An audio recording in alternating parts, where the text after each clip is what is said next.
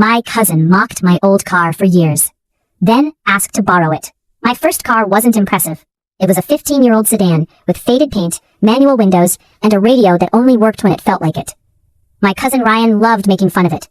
Every family gathering, he'd say things like, "I didn't know museums rented out cars," or, "You planning to Flintstone that thing home?"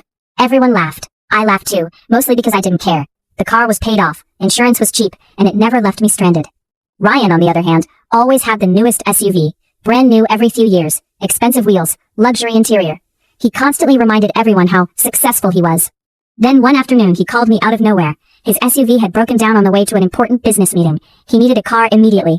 Mine was the only one available. I agreed to help. When he arrived, he looked embarrassed, standing next to the old sedan he'd spent years insulting. Before handing him the keys, I smiled and asked, "So, still think it's a museum piece?" He laughed awkwardly. "I guess it's not that bad." He borrowed it for 2 days. When he returned, something had changed. He admitted the car drove surprisingly well. More importantly, nothing had gone wrong. A few months later, he sold his expensive SUV, not because he wanted to, because the repair bills were draining his savings. He bought a reliable used sedan instead.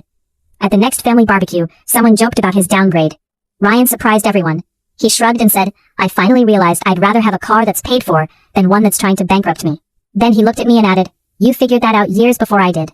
That was the first compliment he'd ever given me, and honestly, it meant more than all the jokes he'd made before. Sometimes people confuse expensive with successful.